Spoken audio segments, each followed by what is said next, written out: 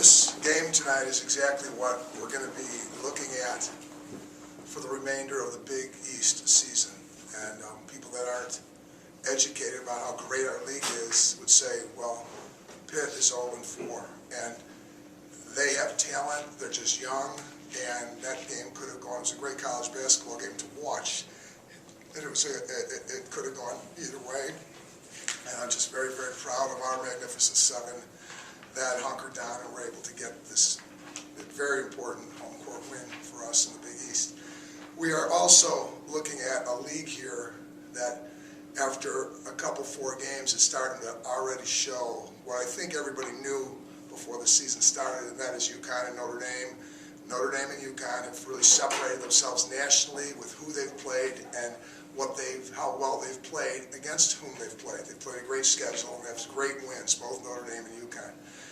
And yet, then from 3 down through 14, the degree of separation is going to be unbelievable this year in this league. And watching Providence today beat West Virginia after beating us last week, it's going to be interesting to see how separation takes place through the course of the season, and that's why games like tonight are just so very important. I'm very, very proud of the team and these 2 young women next to me for the way they stepped up and answered the bell tonight.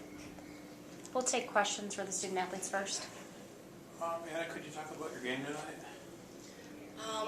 I really went into the game focusing on rebounding, because that was one thing that I knew we needed to do better on all season, really. We haven't won too many games on the board, if not any.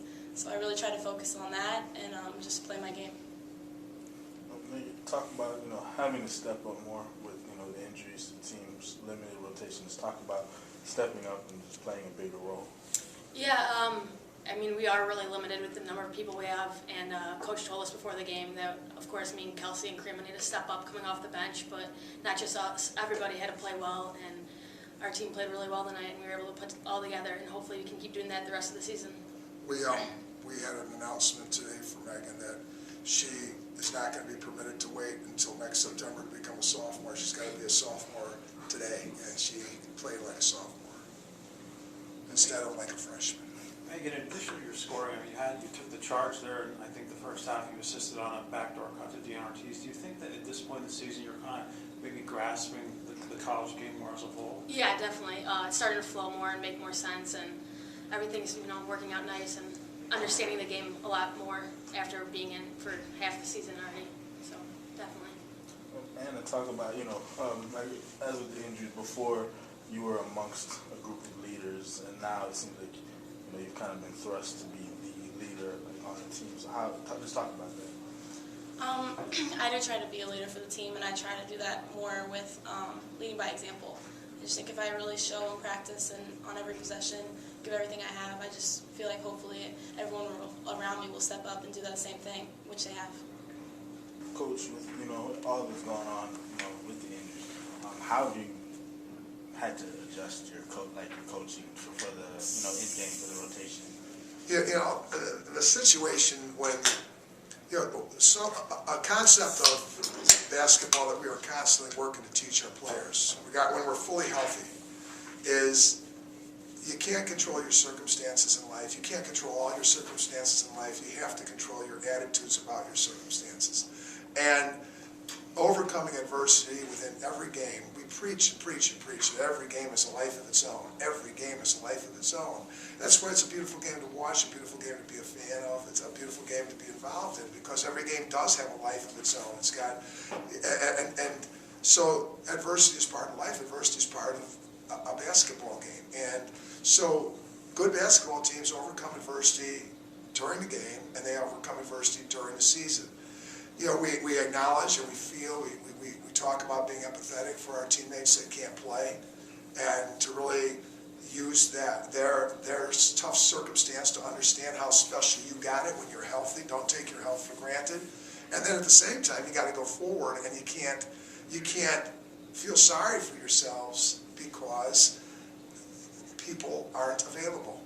And so again, the question is specific to coaching. You got to figure out how to scramble. I knew we were going to have the problem. So you got to go zone.